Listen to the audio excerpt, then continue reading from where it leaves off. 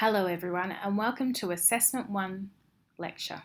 Today we're going to be talking about Assessment 1, which is due on the 10th of April on the Monday in week 5 at 5 p.m. Australian Eastern Standard Time. This unit only has 2 assessments, which means this assessment contributes to 40% of your final mark. It's an essay and the word count for this is 1,500 words plus or minus the usual 10%. Your essay is going to respond to the following statement. Scientific knowledge, skills, and understanding are essential for students to be effective citizens in the 21st century. In this essay, you're going to form an argument to support this statement.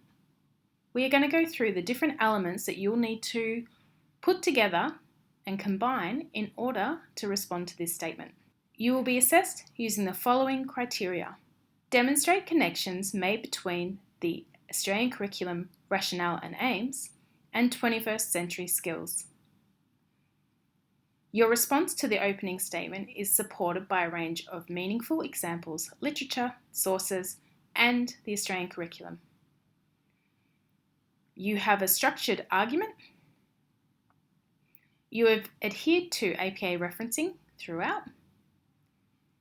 And you use appropriate writing conventions. I'm going to go into more detail on these things as we go. So what are 21st century skills? These are skills that involve ways of thinking, creativity, critical thinking, problem solving, decision making and learning, ways of working, which is communication and collaboration, tools for working, which is information and communications technology and information literacy, and skills for living in the world, that is citizenship, life and career, and personal and social responsibility. We are focusing on these skills in week 2 in your readings and activity, so it's really important to participate in those activities. If you remember, I also mentioned that we're going to be connecting the Australian curriculum rationale and aims to respond to the essay statement. So you can see the link here links you to the Australian curriculum science rationale. So when we say rationale, what we mean is the underlying reason for the science curriculum approach. The Australian curriculum states that science provides opportunities for students to develop an understanding of important science concepts and processes. The practices used to develop scientific knowledge of science contribution to our culture and society and its application in our lives. The curriculum supports students to develop the scientific knowledge, understanding, and skills to make informed decisions about local, national, and global issues, and to participate, if they so wish, in science-related careers. So, in short, the science curriculum rationale has been designed to support the development of 21st century skills. I also highlighted that you will need to connect to the Australian curriculum's aims as well. I've included the link in this slide for you to read them yourself. But in short, you'll need to read the science area aims to write your essay. You'll also need to connect your examples to the science aims and 21st century skills. You can see I have followed the URL to go to the Australian Curriculum Aims learning area. You'll need to connect the Australian Curriculum rationale with this area of aims with 21st century skills when forming your argument with the statement set out at the top of the essay. I'll just read some of the aims to you now to give you a little bit of context on what they say.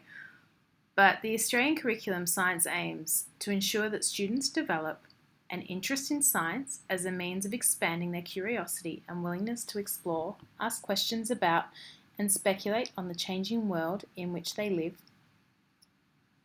Also, an understanding of the vision that science provides of the nature of living things, of Earth and its place in the cosmos, and of the physical and chemical processes that explain the behaviour of all materials.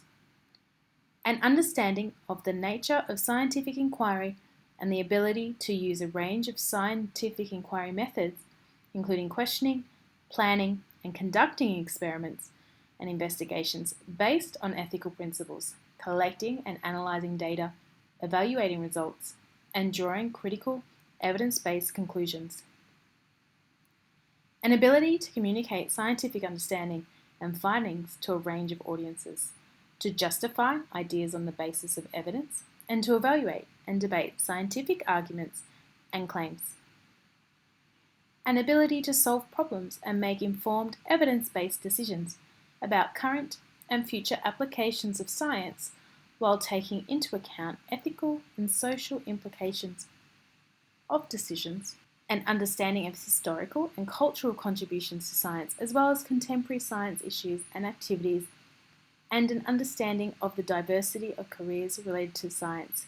And finally, a solid foundation of knowledge of the biological, chemical, physical, earth and space sciences, including being able to select and integrate the scientific knowledge and methods needed to explain and predict phenomena, to apply that understanding to new situations and events, and to appreciate the dynamic nature of science knowledge.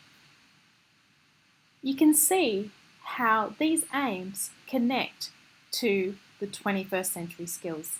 One of the criteria that we mark you on is what's called depth and breadth. So this is looking at how deep you go into the topic to form your argument. The deeper and more supported with evidence that your essay is, the higher marks we were able to assign to your essay. We need to see you demonstrate an ability to synthesize a wide range of appropriate and credible sources and examples from the AC to support analysis of the key themes. So how do you synthesize reading material? To synthesize, what you read into a coherent response in an essay requires you to read widely and bring together both divergent views and those that agree with the premise. In this case, you are provided with a quote, the premise, which states certain truths, among others, that science knowledge, skills and understandings are essential. One of the goals of education is to create effective citizens. There are such things as 21st century skills, and they have been identified. The minimum material you would read would be the AC and recommended reading in the course. Going beyond that, to find arguments that suggest a range of views on the premise falls into that of the HD marks range. In your reading, you might want to find answers to questions such as, what are the science, knowledge, skills and understandings? What does it mean to be an effective citizen? Why is it so important for students to be effective citizens in the 21st century? What is different now to other periods? And what are 21st century skills? When you're doing your reading, consider, do all authors agree on the answers? Maybe they do, so your synthesis would refer to the range of authors who agree rather than the range of views expressed. Either way, you are demonstrating that you have gone on a voyage of discovery beyond the set text. To sum up, when we're asking you to synthesize, we're asking you to bring together different ideas through the reading that you've done to form your argument. This can come from numerous texts which either have similar points of views, so you refer to the authors that share that point of view, or you could also be bringing together arguments with differing points of view and you are highlighting those different views and the reading you got those from throughout your essay. You would connect these with your examples to form your argument. To help you to develop your essay, I'm going to go into a bit of detail on structure and argument. In the first instance, I would develop an essay plan. Consider how you're going to form your arguments to support the statement. Present your ideas in a well-structured logical order so it's easy for us to read and understand what your arguments are. And make sure you have an argument in response to the original statement. It's very tempting to wander off topic which not only wastes words, but you don't get marks for. So make sure you keep on topic when responding to the original statement. When we're looking at academic expression, what we're looking at is basic editing. So proofread all of your work, identify any spelling errors or problems with grammar and expression. Use Australian spelling and address any spelling errors or problems with grammar. This can often hold you back from getting a higher mark. Often it's a good idea to finish your first draft, put it down for a day and then pick it up the next day so you've got fresh eyes when you're rereading it. Here are some referencing tips. This is an academic piece of work, so it must be supported by appropriate references. That is, not only the references you have read that is part of the course content, but references you have found through your own reading and development for this essay. Make sure you acknowledge all sources you use to develop your ideas. Include all sources in your reference list at the end of your folio. Citing references adds strength to your discussions and avoids plagiarism. With referencing, make sure you reference within the APA style. This is in the student toolbox, some guidelines on how to reference in the APA style and avoid plagiarism. Always complete a Turnitin originality check before you submit your assessment. This will help identify if any errors are coming up as plagiarised. Pay particular attention to ensuring your reference list is in alphabetical order, has appropriate indenting, has italics where required, and ensure there are no hyperlinks. There should be no blue and no underlining of your web addresses. You can see the examples here. Now, I have gone through all of the bits of the rubric with you on what we're assessing you on. So I'm just going to show you how that all comes together in the marking rubric.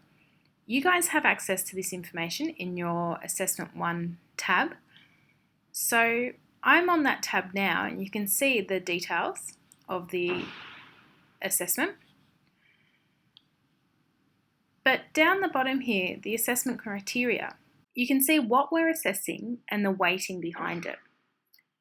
So for the first criteria, knowledge and understanding, that's worth 30% of your mark. Whenever you see these percentages, think of that as a weighting on where you should put your energy in terms of marks. So for that first criteria, knowledge and understanding, in order to pass, we need to see you attempt to draw connections between the Australian curriculum and the 21st century skills.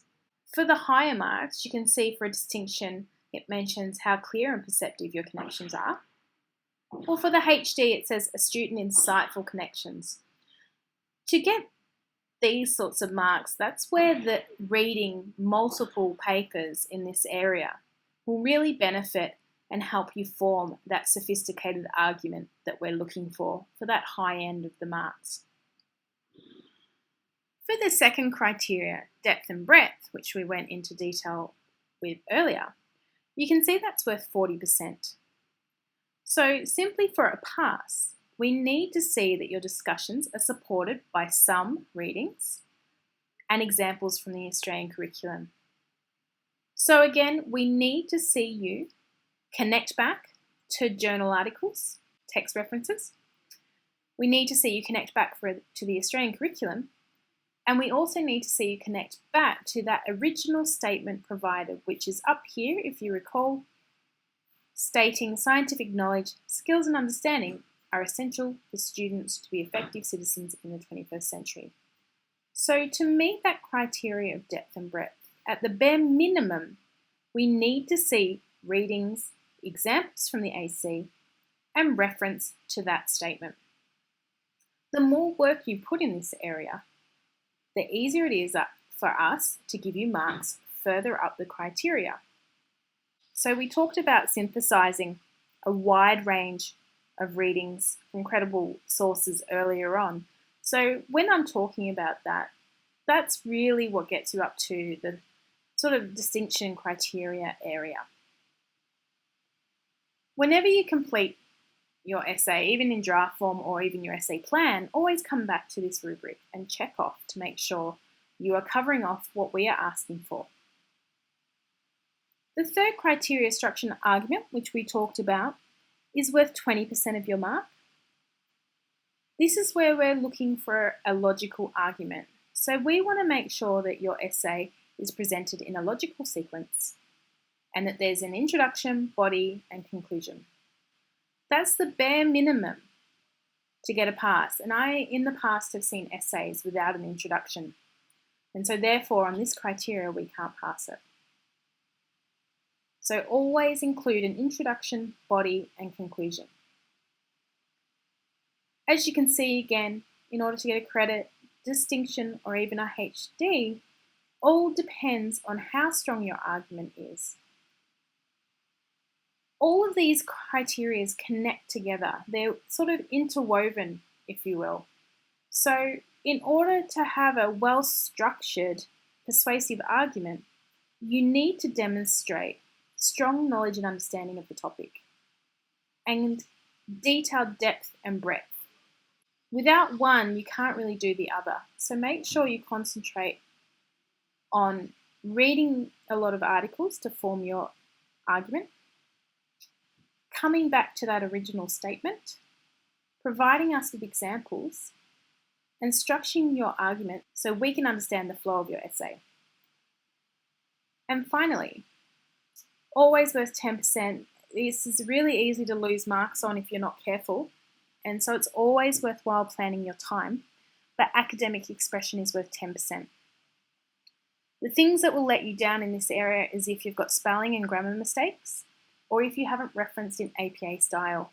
It's really, really important and quite easy to miss. So that's why we've got a few slides in how to cite references, but always refer to the student toolbox on APA style.